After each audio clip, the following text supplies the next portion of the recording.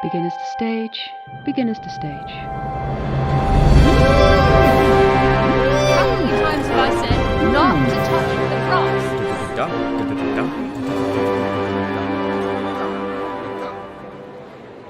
What made me interested in working on Cry Havoc? It's right up my street. I love a bit of comedy. I love a bit of political comedy. And it's those things. And basically, when I saw the script, I was like, this is really funny. And if I wasn't in it, I would listen to it.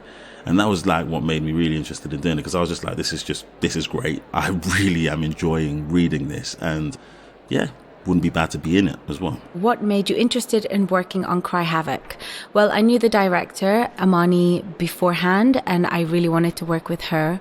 So the minute she said, would you audition, it was a very easy answer. And I said yes, and I got the part. So I'm very grateful to have worked with my friend Amani.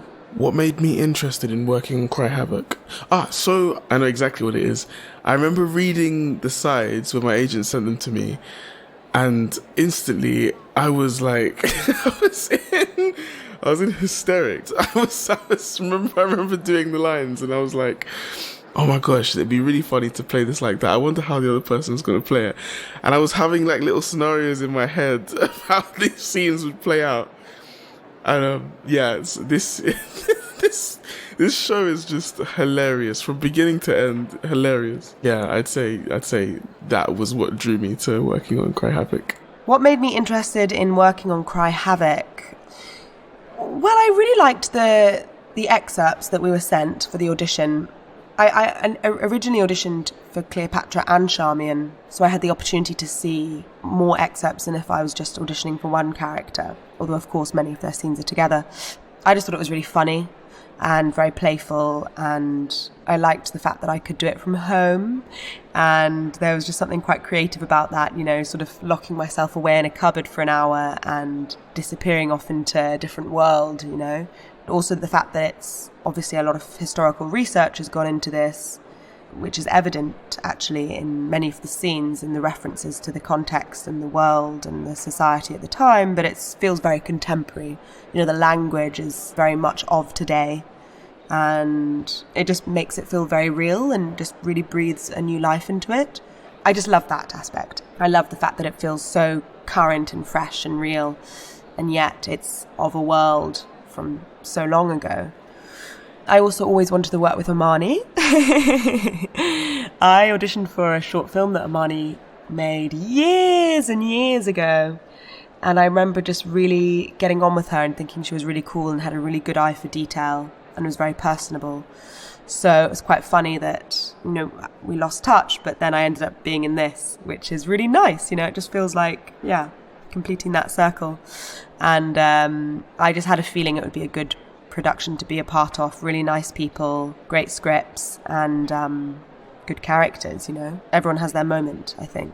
What made you interested in working on Cry Havoc? Money! What made me interested to work on Cry Havoc the most? Well, it was the moment I read the example scripts for the audition.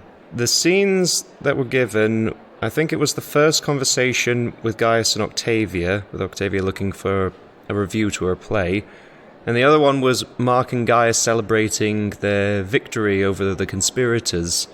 It was just so well written and funny. I remember thinking, I just really hope I don't screw up the audition, because this looks like a lot of fun and I don't want to miss out.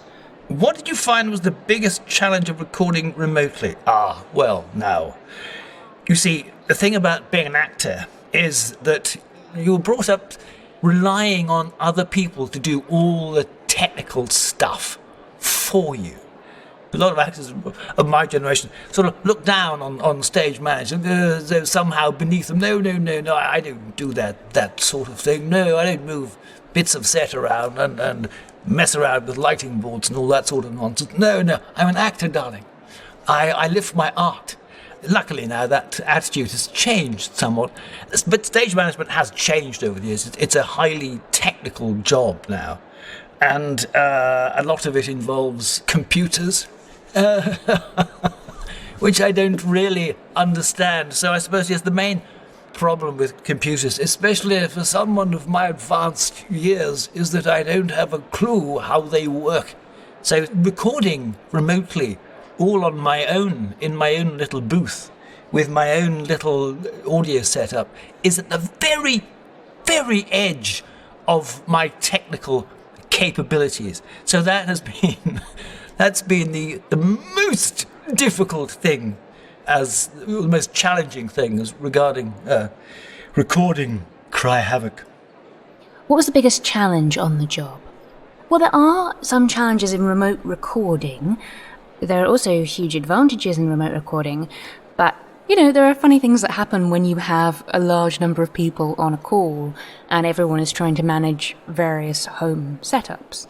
So I think it's kind of important for everyone, well, first of all, for Rusty Quill to build in a bit of flexibility, which they did do, and for everyone to have a bit of a sense of humour about it, because occasionally we have people turning up mid-call, somehow upside down on the screen, or somebody's having some building work done in the background that they have no control over, or maybe there are seagulls, or the internet connection cuts out, and then we had the summer where there was 40-degree heat.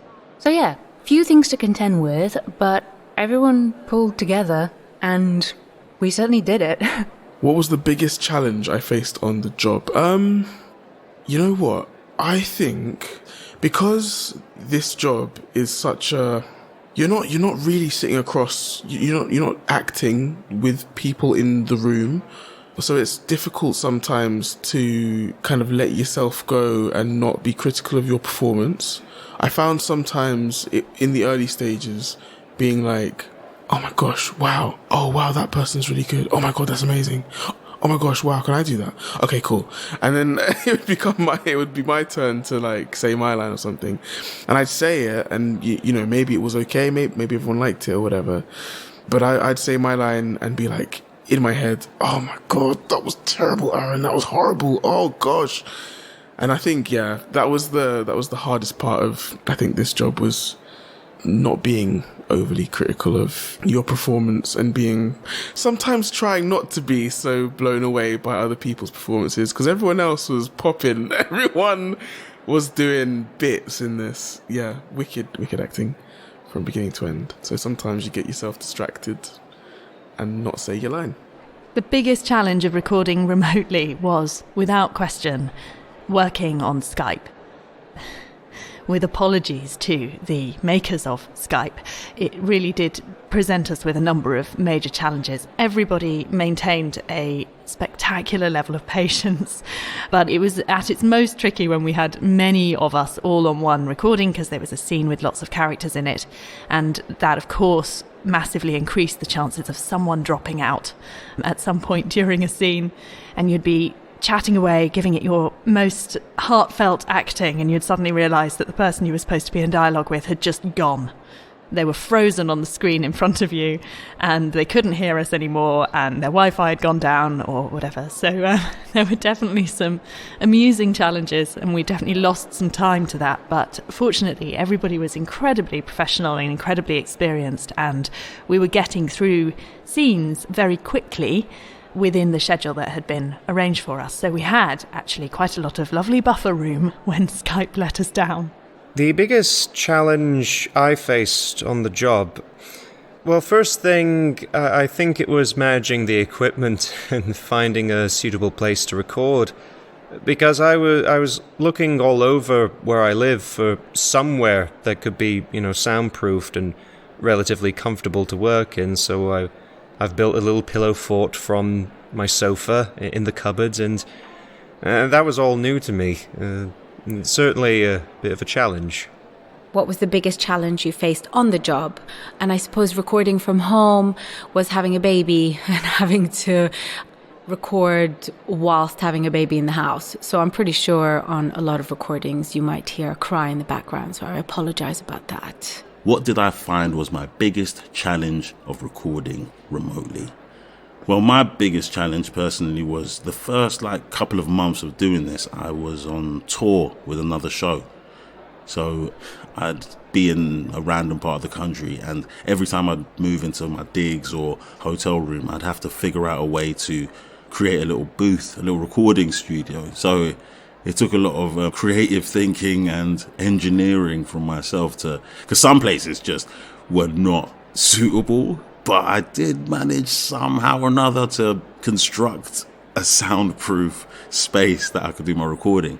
At the beginning, it was right at the height of the summer as well, so it was like some of the times it was 30 degrees, and I'd have like 2 duvets over me, and I'd be stuffed in this in a tiny little cube with sofa cushions around me and sweating profusely. So yeah, that was probably the most challenging part of recording remotely for me. Once I got home, it got a little bit easier. One of the challenges was the fact that many of us, in fact none of us, had the chance to meet in real life.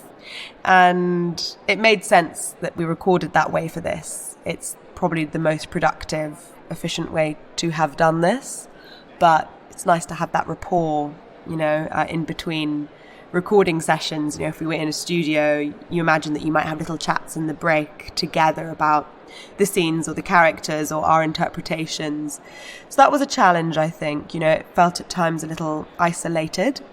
And another challenge, I've literally just finished a session about half an hour ago, and there was a really, really, really long delay.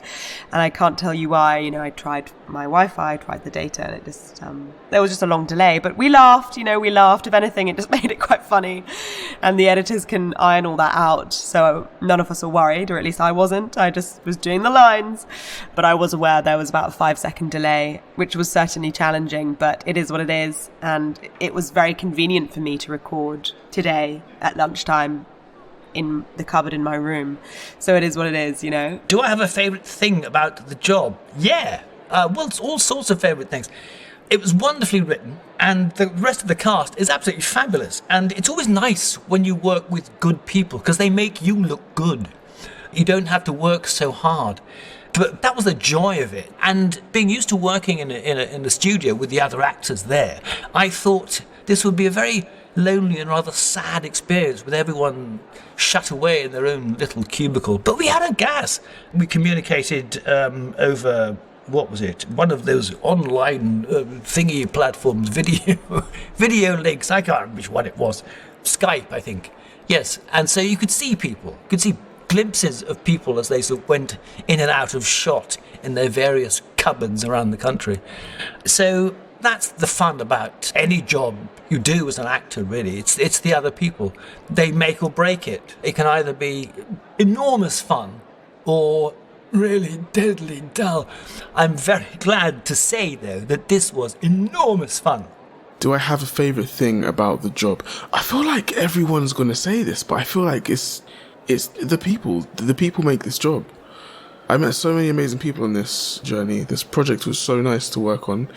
So many funny moments. The banter was just in abundance, and I don't know. I really appreciate people who can make a working environment feel warm and fuzzy and friendly, and that can be a very difficult challenge to accomplish when you're working remotely. But I think that was my favourite thing about this. My favourite thing has been the people involved across the board. The scripts are incredible. They're a real joy to work with. I adore working on the things that David K. Barnes has written, but this whole writing team have been fabulous from beginning to end. And the cast and Amani, our director, have been just above and beyond. I've worked with Amani before, but I've never been directed by her, and she's just been incredible. As an audio actor, you really can't achieve anything without a brilliant director, and Amani is that. She understands everything that's going on in the script. She wants to explore. She gives you the opportunity to explore. She's completely in control, but she also trusts actors to find things and play. And I have loved working with the other actors on this team. So I've been very lucky to have worked with Benjamin Garrison, Andy Seacombe, and Ellie Dickens before, and I think extremely highly of them all. They always bring so much wonderful character to everything they do, and it's a real privilege to work with them. And it has also been wonderful to get the chance to work with actors I didn't know before this project. So Kazim, Harry, Lara, Aaron, Ryan, Sarah Lambie and Sarah Arger. What a team. as well as the ensemble cast. So most of my scenes, I suppose, have been with Kazim, also with Harry and with Lara and Aaron for the most part. They're all incredible. They're so good. I'm so excited for people to hear their scenes. I'm so excited to hear their scenes that I'm not in, that I've not heard yet, except in the read-throughs when I can tell you they were great. And Ryan and Sarah Lambie and Sarah Arga I've worked with less. I'm just in fewer scenes with them. But I can tell you at the read-throughs, they were just incredible. So yeah, I am as excited as anyone to hear the end results. I can't wait. My favourite thing about the job... I don't really know what to say. Everything, really. You know, I love setting up my pillow fort in the cupboard. I love getting to briefly talk with everyone, see how they're doing before, getting stuck in. I love talking about the characters, analysing the scenes. I love reading the scripts and, wanting to get the next one to find out what happens next. I know it's a bit of a gushy cop-out answer, but it's the truth. Yeah, some of my favourite things about the job were, well, actually, first of all, the character. I mean, I just love playing Charmian, especially, I sometimes find that roles written for Arab women or Middle Eastern women, or however you want to describe it, they can be quite limiting or quite limited, often sort of full of stereotypes. I hate to say it. I do think things are getting a lot better, and I am seeing more diversity and nuance in characters written for us, but it's still a rarity when you get a really meaty role like this with lots of agency. Even though Charmian is a servant,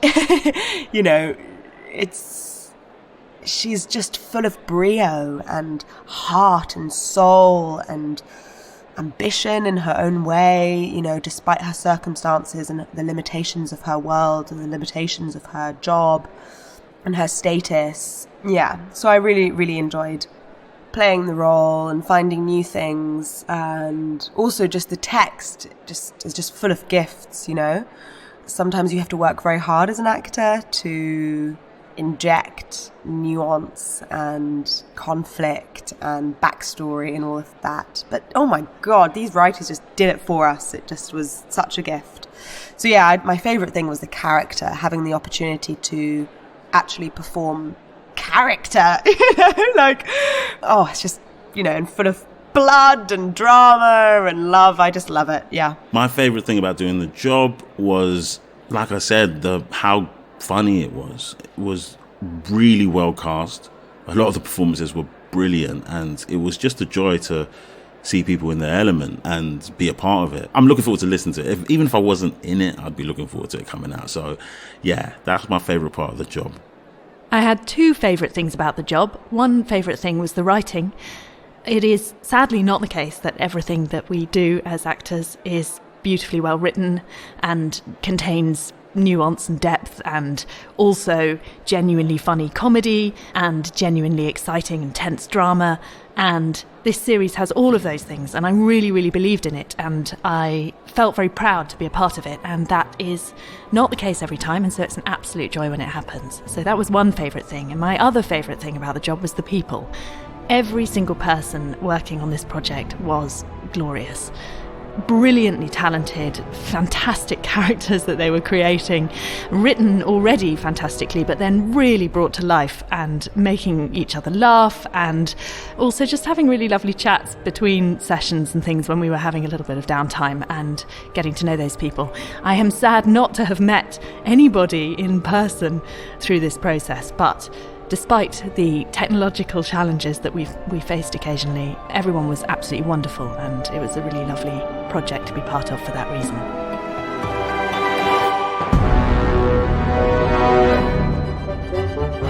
Backstage at Cry Havoc is a podcast distributed by Rusty Quill and licensed under a Creative Commons Attribution, Non-Commercial, Share-alike 4.0 International License.